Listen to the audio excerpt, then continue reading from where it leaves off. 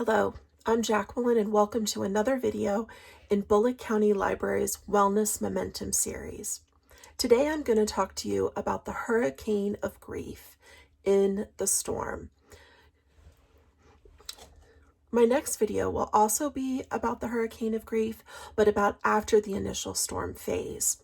I'm breaking them up this way because the way that we come through our deepest losses in our life often has something to do with where we are in relationship to that particular loss. I don't mean that time heals all wounds. That's not been my experience personally or with clients, but I do believe that over time we change how we choose to carry our losses. One of the hardest parts of a brand new loss in any of our lives is that it's quite literally impossible to hold a hurricane. It's too much. So before we dive into all of that, let's define some of the terms that I'm going to use today in our video. I'm going to use the word spirit, and by that I mean that beautiful place of our deepest connection, our deepest joy, our deepest hope, our deepest community, our deepest love. Spirit is where love is an action and not just a feeling. I also want to define these words for us: loss, trauma, and grief. Loss in our context today is referring to those major hurts of our lives. I'm not restricting loss to death. We can experience major losses in our work life, in our intimate family, through estrangement, divorce, or, of course, death. We can experience loss in our relationships, with our friends, with our community. We can have massive loss in our sense of safety or well-being and in the community itself. Trauma is the injury that's done to our spirits, bodies, minds, and emotions due to that loss. In truth, trauma happens in all four of these spheres. The wound is never just isolated to our emotions, which I think sometimes we think that that's how that it works. Now, of course, you can have a trauma in your body that's isolated. Like that time, my dog decided to go check out a squirrel and took my 80-year-old mother with her very quickly at the end of the leash. My mom's broken wrist was an isolated trauma, but it didn't affect her entire well-being. This is part of why I call the big losses of our lives the hurricane of grief. Nothing is left untouched by them, just like a massive hurricane. Finally, let's talk about grief. Grief is the expression of both hurt and love associated with a particular loss. And that expression of that hurt and that love is something we experience in our physical bodies, in our thinking, in our emotions, our feelings, and in our spirits. So we have a loss that causes an injury, trauma, to our whole being, and that trauma hurts us deeply in every aspect of who we are. I want to give you a little personal background as we get started. Not only do I have experience as a healthcare chaplain, being with around 1,000 people when they died, but also on a personal level. When I was 6 years old, we had just lost our dog. My father died. My grandmother died. A friend from church died. And my sisters, at the time of my father's death, decided that they would leave our immediate family, never to return. Estrangement. I also have experienced other kinds of losses, like I've left the job that I loved. I've had relationships change because of acts of betrayals of trust or because of misogyny and racism. I have lost respect for people that I once admired. I've lost personal relationships. I've broken up with people and people have broken up with me. I've lost pregnancies, my fertility, my sense that this was the way that I wanted to make a family was marked not this way. That was a major loss. And I've buried people that I deeply loved due to terrible diseases, sudden accidents, and homicide. So friend, I know about loss, trauma and grief, because I have lived with all three of these.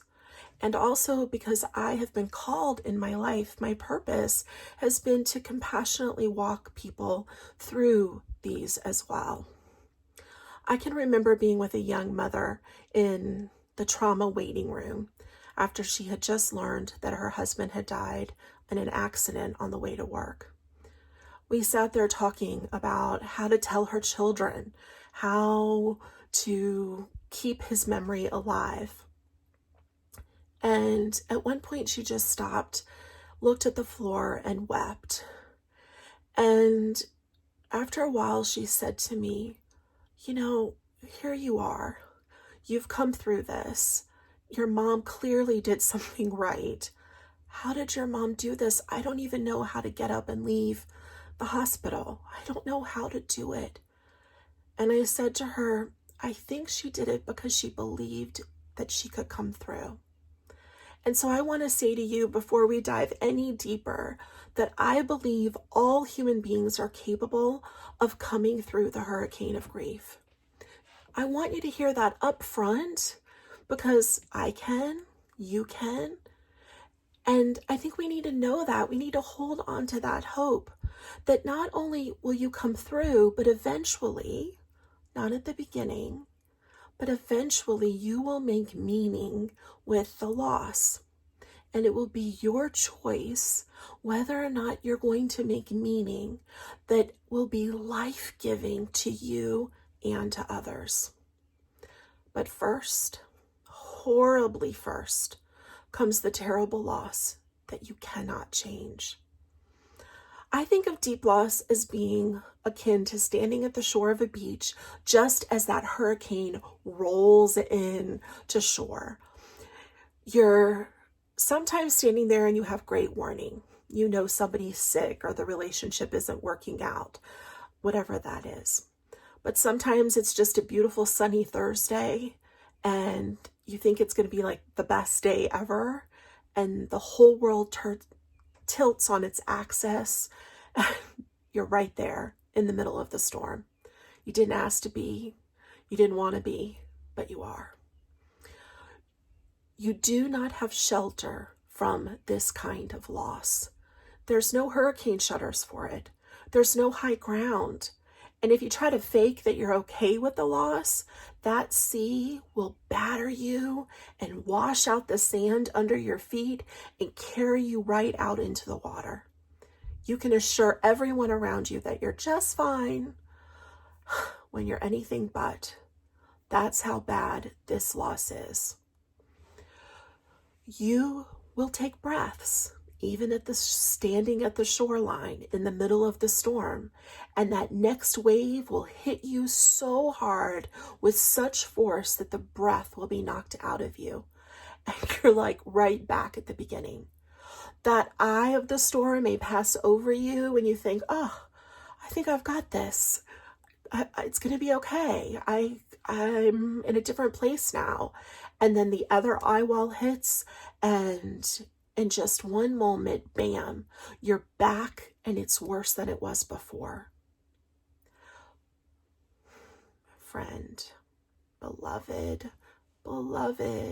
that is normal. I'm going to say that a lot in this video. This is normal.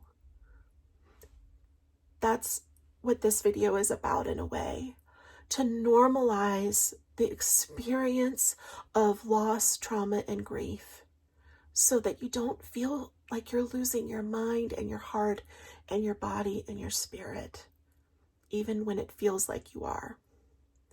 See, the wound of the loss is so great that your whole being will get to work to try to make sense of the loss.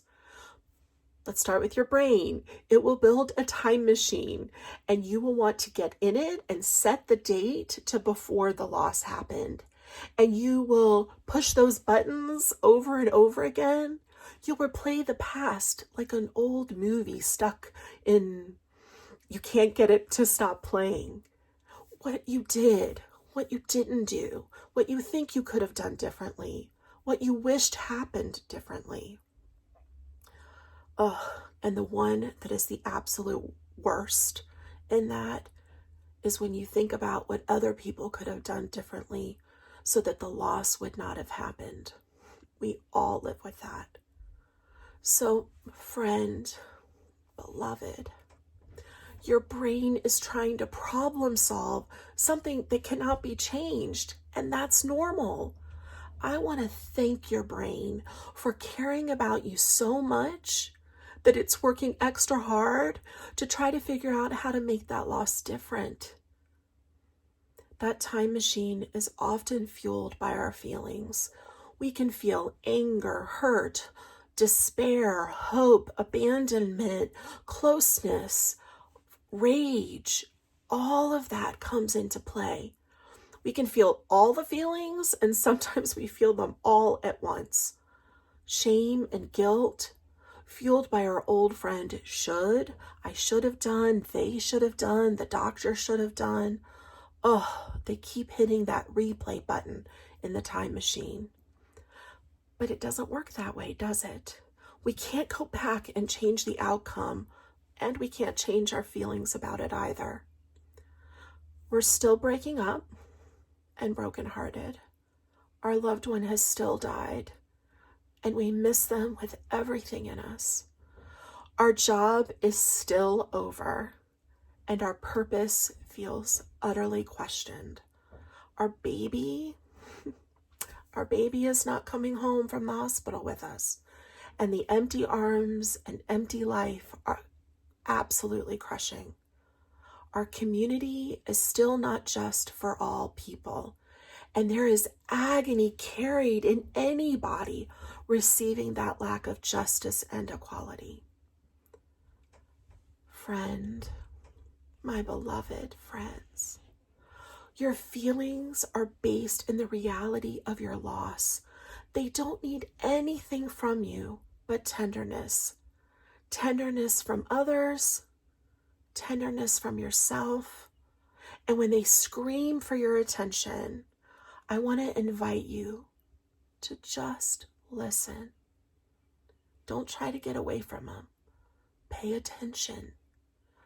Here's a quick way you can do that. Put one hand over your heart, one hand above your belly button. And you just can lay on the bed or sit in the chair, close your eyes or keep them open and say, hello to your feeling, rage, anguish, hurt, whatever it is. I see you. I feel you. I feel you in my DNA. It's okay to be full of this feeling right now. Of course I am full of this feeling right now. I have lost something major. I'm listening. We feel this truth of our loss in all of our beings, in the literal fiber of who we are. We're more exhausted and wide awake than we've ever been in our lives. We can have nightmares and we can have dreams that feel so utterly real.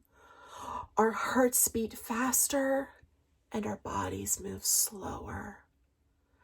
Everything is molasses and fire. We can't concentrate, but that one person says something like, well, it's for the best. Oh my heavens, and we remember every single nose hair that they have in vivid detail. Our bodies start to act out. They can't eat. They need extra food in order to function. They only want to sleep in the middle of the day, but you can't rest if it's dark outside. They hurt. All of a sudden, your right pinky toe feels like it's going to fall off. Or maybe your ears start to ring, or you can't lay on your left side. You poop too much, or you don't poop at all. My friend, beloved, your body is taking in the wound just like a physical trauma, and it's sending all sorts of signals to try to heal the wound. That's normal. It's exactly how bodies are meant to work. Be gentle with your body. Listen to it. Do whatever your body needs to come through. that keeps you healthy. And your precious spirit. Oh, that place where we believe certain things about how the world works or doesn't. It takes a huge hit in the storm. It's kind of the two-sided coin of the grief hurricane. Maybe you believe or believed once upon a time, or you've heard others who believe these kinds of statements. God doesn't give a person more than they can handle. Bad things only happen to bad people. Clearly that person did something to deserve this bad thing that's happened to them. If you work hard, you will be rewarded. You create your reality. Just trust everything's going to be okay. Everything happens for a reason. They are in a better place. I'm raising these statements with you because these are the ones that cut the worst. I know this because I've sat in grief groups, leading them, helping people, and over again, they talk about people saying these things to them and how much at the moment of their greatest pain, somebody else trying to make meaning and make sense of it for them hurt them, and also how they don't work for them anymore. Here's my rule about those kinds of statements and what to say to somebody who's grieving. If you can't say it to a child who's been abused or to a human being running from a war-torn country, you probably shouldn't say it. But what you can say is, I don't understand what you're going through, but I see that you're hurting and you're my beloved, and it matters to me that you're in so much pain. I'm going to check up on you.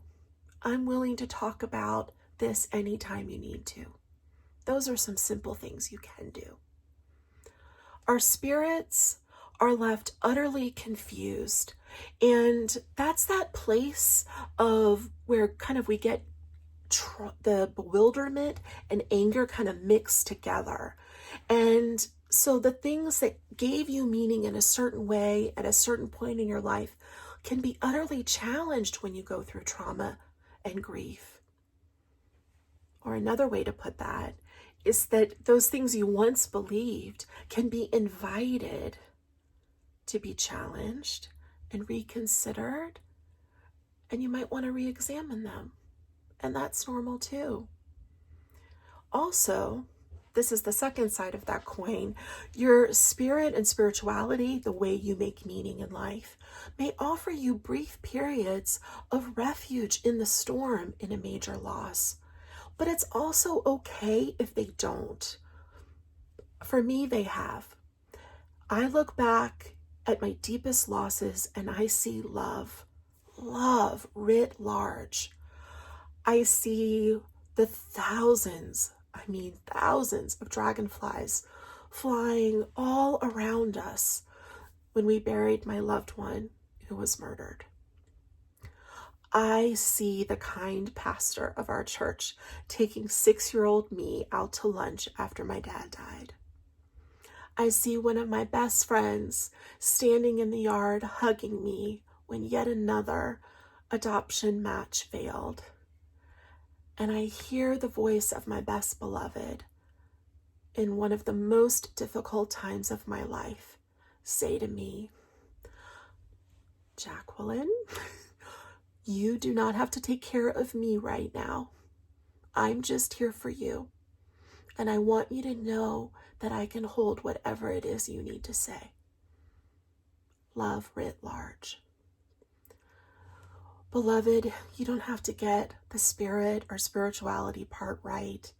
There's no test. There's no right or wrong in the hurricane. There's just living through it. This is what it means to be in the hurricane of grief. First comes the loss.